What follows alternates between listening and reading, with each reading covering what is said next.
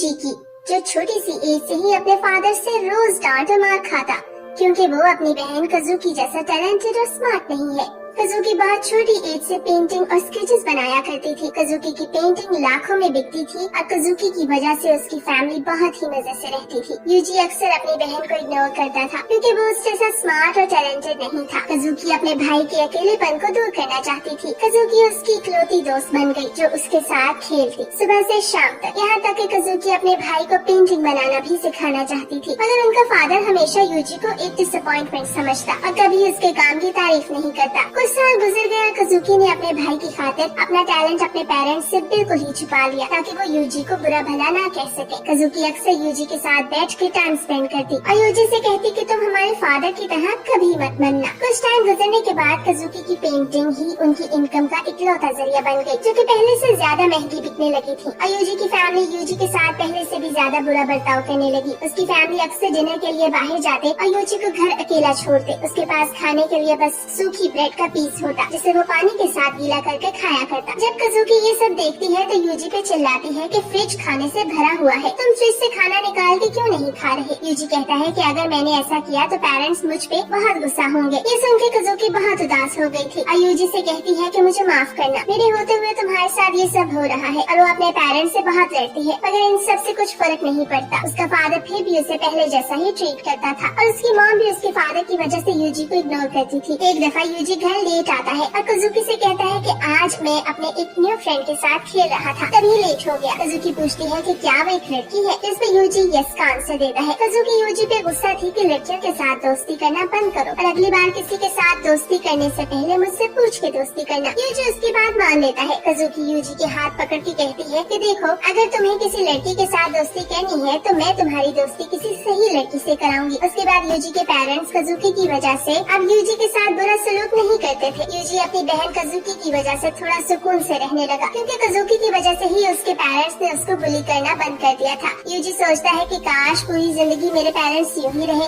मगर यूजी की ये खुशी बहुत कम दिनों की थी क्योंकि कुछ दिनों बाद ही कजुकी की एक बस एक्सीडेंट में डेथ हो जाती है। यूजी का फादर कजुकी की डेथ की वजह से डिप्रेशन में रह के बहुत ज्यादा ड्रिंकिंग करने लगता है। यूजी की मॉम यूजी के फादर के आने से पहले ही यूजी को अलमारी में छुपा देती थी क्योंकि यूजी का फादर पहले से भी ज्यादा बुरा हो गया था। उसका फादर रोज उसकी मॉम को गुस्से करता और उसकी मॉम बस चुप होकर बर्दाश्त करती। एक दिन यूजी और उसकी मॉम घर छोड़ के कहीं दूर चले जाते हैं जहाँ उसकी मॉम फाइनली उसे नॉर्मली ट्रीट करती थी। यूजी की मॉम एक छोटी सी जॉब करती जिसपे दोनों का वक्त गुजरता, मगर यूजी के फादर से दूर दोनों बहुत खुश थे। एक साल गुजरने के बाद आखिरकार यूजी के फादर ने उन्हें ढूंढ निकाला तो उसकी मॉम को मारने लगता है। यूजी अपनी मॉम को बचाने आता है तो उसका फादर उसे दूर फेंकता है। यूजी को अपनी बहन याद आती है। यूजी एक बोतल उठा के अपने फादर पे अटैक करता है जिससे वो वहीं बेहोश हो गया था। यूजी अपनी मॉम के पास जाता है। उसकी मॉम कहती है कि इस बार हम बहुत ज्यादा दूर जाएंगे जहाँ कोई हमें परेशान नहीं कर पाएगा। यूजी की मॉम उससे अपनी जिंदगी की सारी सेविंग्स देती है और यूजी से कहती है कि तुम ट्रेन स्टेशन में मेरा इंतजार करना, मैं जल्द वहाँ आती हूँ। यूजी अपनी मॉम की बात मान के स्टेशन की तरफ भागता है। उसकी मॉम उसे गुड लक कहती है। घंटों गुजर चुके थे मगर यूजी की मॉम स्टेशन नहीं आई। यूजी वापस अपने घर की तरफ भागता है। वो देखता है कि उसके फादर की डेड बॉडी को एम्बुलेंस में डाला जा रहा है। वो भागता हुआ घर के अंदर जाता है जहाँ उसे पता चलता है कि उसकी मॉम भी अब इस दुनिया में नहीं रही। ये देख के यूजी बेहोश हो जाता है। उसके बाद कुछ दिनों बाद यूजी को एक हॉस्पिटल में होश आता है जहाँ उसे अपनी मॉम का एक आखिरी लेटर मिलता है। उसकी मॉम ने लिखा था कि काश हम यूं ही हंसी खुशी रह पाते, मुझे माफ करना, मैं तुम दोनों से बहुत प्यार करती थी और उसी जिंदगी में खुश रहने का कहती है। उसके बाद यूजी को ऑर्फनेज भेजा गया है जहाँ उसे रे नाम के एक आदमी ने अडॉप्ट किया। रे यूजी को उसकी बहन की तरह ड्रेसिंग पहनाता। यूजी को इन सब से कुछ फर्क नहीं पड़ता था क्योंकि अब उसके पास खाने के लिए अच्छा खाना है और रहने के लिए घर। कुछ दिनों बाद एक रात रे का एक बॉडीगार्ड यूजी को हरास करने की कोशिश करता है मगर यूजी के हाथों उसकी मौत हो जाती है। जब रे वहाँ आता है तो ये देख के बहुत हैरान होता है और यूजी को सेल्फ डिफेंस पे अप्रिशिएट करता है। यूजी रे से कहता है कि क्या तुम गुस्सा नहीं करोगे कि मैंने तुम्हारे गार्ड को मारा, जिसपे रे कहता है कि बिल्कुल नहीं, बल्कि मैं तुम्हें एक स्ट्रॉन्ग वेपन बनाऊंगा। रे यूजी को अपने मिलिट्री कंपाउंड में ट्रेनिंग के लिए भेजता है जहाँ उसे रे की प्राइवेट सोल्जर बनने की ट्रेनिंग दी जाती है। यूजी रे का फेवरेट था जिसपे बाकी बाकी ट्रेनीज यूजी से जेलस होकर उसे बुली करते। वहाँ पे मार्लिन नाम की एक लड़की थी जो कि यूजी की परवाह करती थी, उसके जख्मों को ट्रीट करती और अक्सर अपने हिस्से का खाना भी यूजी को देती। वहाँ बस एक मार्लिन ही यूजी की दोस्त थी। ट्रेनिंग के दौरान रे ने यूजी को पूरा ब्रेन वॉश कर दिया था। रे यूजी से कहता है कि सारी दुनिया तुम्हारी दुश्मन है, यहाँ तक कि तुम्हारी फैमिली भी, बस मैं ही तुम्हारा अपना हूँ। उसके बाद जब फाइनल टेस्ट का दिन था और उसे बताया गया कि सामने वाले बंदे को जान से मारना है, बदकिस्मती से उसका मैच मार्लिन के साथ ही था। दोनों की फाइट स्टार्ट होती है। यूजी मार्लिन को पंच मार के जमीन पे गिराता है क्योंकि यूजी वहाँ सबसे स्ट्रॉन्ग बन गया था। मगर थोड़ी देर फाइट करने के बाद उसे अचानक से अपनी मॉम दिखाई देती है जो उसके फादर से अब्यूज हो रही थी। वो अपने फादर की उसकी मॉम के साथ लड़ाई को याद करता है। उसका दिमाग काम नहीं कर रहा था। मार्लिन इस बात का फायदा उठा के वो यूजी को जमीन पे गिरा के बहुत मारती है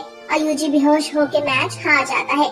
उसके बाद रात के वक्त मार्लिन यूजी के पास उसकी इंजरीज को साफ करने के लिए आती है और वो वहाँ रो के उससे माफी मांगती है कि आई एम सॉरी, मैंने तुम्हें बहुत हर्ट किया, जबकि मैं ऐसा नहीं करना चाहती थी। मार्लिन पहले ही की तरह यूजी के साथ बात करती थी और उसका ख्याल रखने लगी थी।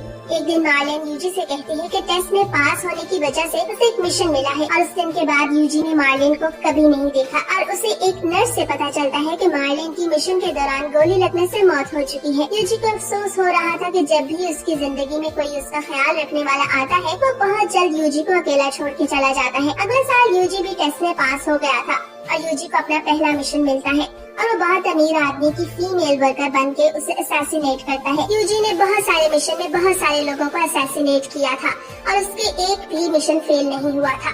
फिर एक दिन लॉ फोर्सेस ने रे के मैंशन को घेर लिया। वहाँ मौजूद रे के सभी गार्ड्स को मार देते हैं। रे पहले ही वहाँ से भाग चुका था और आखिर में वहाँ उन्हें एक यंग बॉय यानी कि यूजी मिलता है। असाको नाम की एक एजेंट को यूजी कुछ खास नजर आता है। असाको यूजी को अपने साथ ले जाना चाहती है मगर उसकी फ्रेंड जूलिया भी उसके साथ जाना चाहती है क्योंकि वो उन पे नजर रखेगी। असाको यूजी के पास जाती है और उसे कहती है कि मेरे साथ चलो, मगर यूजी कोई रिस्पॉन्स नहीं करता। असाको उसका फेस पकड़ के कहती है कि अब से तुम मेरी जिम्मेदारी हो और तुम्हें मेरी हर बात माननी होगी। असाको उसे घर लाती है और जब वो उसके कपड़े बदलने लगती है तो उसे यूजी की बॉडी पे हर जगह स्कार्स नजर आते हैं और यूजी कई दिन से भूखा भी था। असाको जूलिया से खाना लाने का कहती है।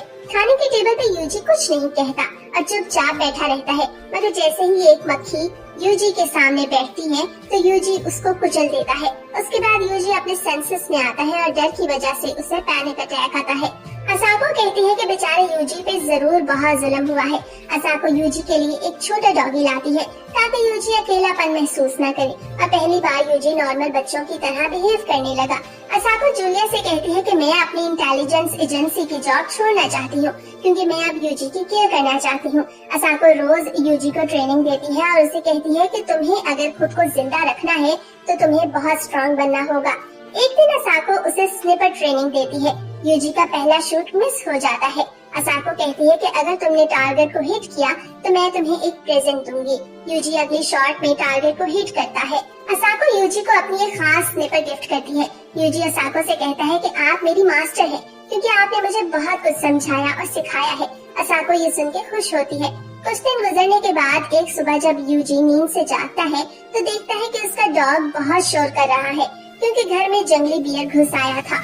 यूजी भाग के अपनी गन निकालता है, मगर जब वापस आता है तो उस जंगली बियर ने उसके डॉगी को मार दिया था।